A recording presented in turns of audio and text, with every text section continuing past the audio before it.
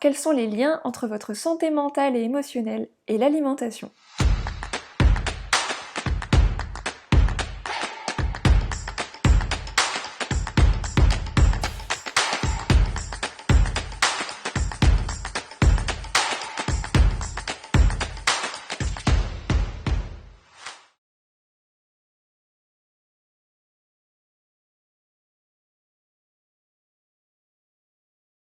L'état de notre cerveau et de nos émotions est effectivement influencé par notre alimentation.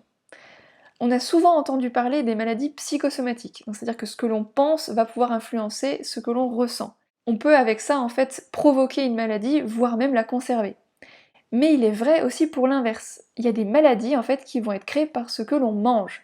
Et il y a des maladies du coup qui sont somato-psychiques, ce qui veut dire en fait que notre alimentation va influencer ce que l'on pense et ce que l'on ressent. Parce qu'en fait, le sang va nourrir notre cerveau.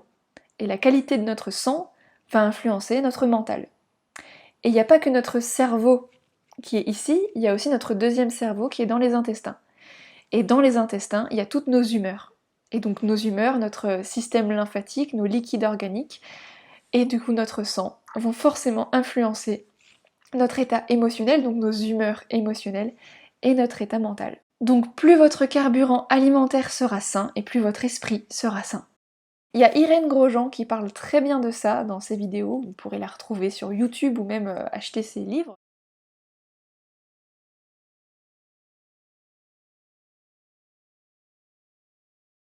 L'expression «comment ça va?» c'était normalement à l'origine pour demander comment vont tes selles. Parce qu'effectivement, l'état de tes selles donne l'idée en fait de l'état de ton mental et de tes émotions. Donc aujourd'hui, c'est toujours vrai, mais par contre, c'est devenu juste une formule de politesse.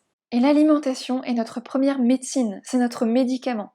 Si on fait déjà attention à notre alimentation, normalement, on évite énormément de maladies et on évite énormément de problèmes. Et si vous avez vraiment une alimentation qui n'est pas suffisante, vous pouvez alors vous complémenter par de la phytothérapie, des compléments alimentaires ou en fait de l'homéopathie, mais l'alimentation, ça reste quand même la base la plus importante. Et il y a un passage dans un des livres de Tony Robbins qui m'a énormément marqué, qui expliquait que si on veut vivre en fait longtemps et qu'on veut vivre en bonne santé, il faut manger des aliments vivants et pas des animaux morts. Et qu'au niveau de la faune, en fait, les herbivores vivent plus longtemps que les carnivores. Et que comme on est ce que l'on mange, si on mange des animaux morts et secs, imaginez.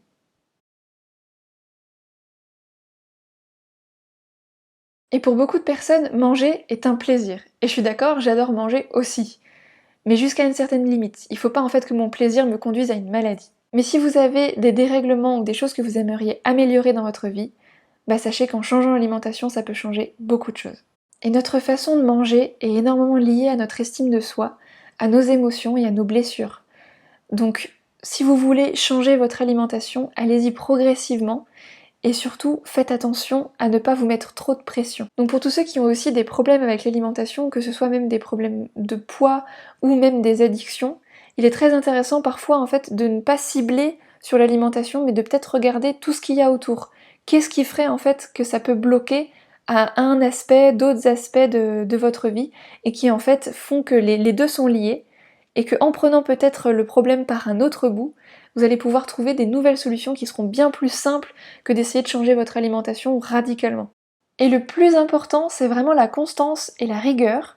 Donc si vous mangez équilibré en fait 6 jours sur 7, mais qu'il y a juste un jour dans votre semaine où vous vous faites plaisir, vous lâchez en fait et vous mangez n'importe quoi, c'est pas grave, votre organisme il va l'éliminer.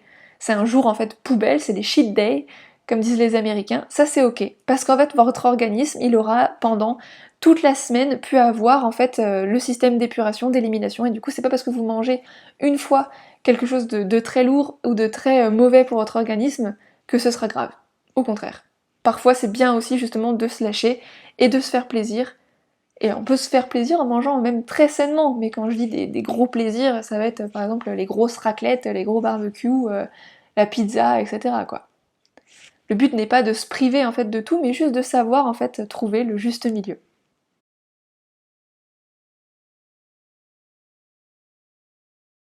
Donc mangez de manière équilibrée, mais surtout adaptée à vous. Si vous êtes sportif de haut niveau ou si vous avez des métiers qui sont sédentaires, vous n'allez pas avoir la même base d'alimentation, et ce qui est complètement normal. Et bien sûr, écoutez-vous et faites à votre rythme. Si tout va bien, c'est pas la peine de se prendre la tête, mais s'il y a des choses que vous voulez changer, faites-le justement progressivement, et si ça vous procure en fait de la frustration ou vous êtes pas bien, c'est pas la peine. Parce que ça en fait ça va créer en fait d'autres problèmes et d'autres mécanismes qui vont bloquer et qui vont pas aller vers la guérison. Il est très important aussi de manger dans les bonnes conditions. Alors le mieux c'est de manger dans le calme et d'être le plus possible en conscience dans le moment présent et d'être concentré dans ce que vous faites et pas dans autre chose. Parce qu'il y a aussi des allergies qui peuvent venir quand on est par exemple en train de manger quelque chose, qu'on fait pas attention, et qu'on prend par exemple un coup de téléphone et qu'on apprend une mauvaise nouvelle, on est en train de manger un aliment précis, et ben on peut en fait créer une allergie à cet aliment en association en fait avec un choc ou une mauvaise nouvelle. Et pensez à cuire vos aliments de la meilleure manière, comme par exemple avec un vitaliseur, pour les cuire à la vapeur. Et les autres conseils, c'est de manger en fait le plus possible des produits qui sont de saison et locaux, c'est encore mieux. Et en prévention, par exemple, pour les personnes qui sont peut-être sensibles à des maladies hivernales, vous pouvez faire des cures en fait au cours de l'année pour vous aider en fait à passer mieux les saisons et à renforcer votre organisme et votre système immunitaire.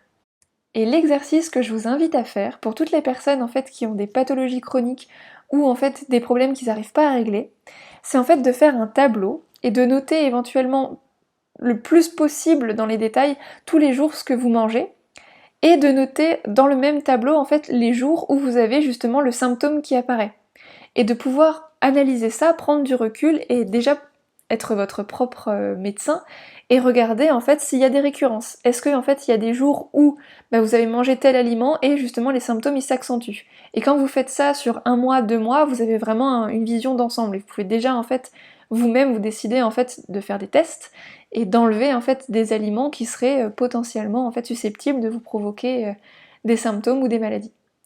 Et si vous voulez même faire des essais, parce que le mieux en fait c'est vraiment d'expérimenter et de regarder en fait comment votre corps y réagit, c'est de par exemple pendant 21 jours, 1 mois, d'enlever un aliment en fait de votre alimentation. Même par exemple en fait de faire 1 mois sans produits laitiers, 1 mois sans gluten, 1 mois sans protéines animales. Et pourquoi 1 mois? Parce qu'en fait il faut 21 jours à nos cellules pour se régénérer. Donc 1 mois c'est bien. Et vous pourrez regarder les changements que ça vous procure dans votre organisme.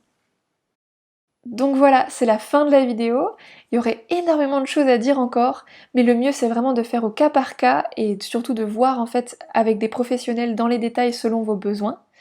J'espère que cette vidéo vous a plu. N'hésitez pas à vous abonner si c'est pas encore fait, à mettre des commentaires, à mettre des likes et à partager si vous pensez qu'elle peut aider d'autres personnes. Et je vous dis à bientôt. Prenez soin de vous.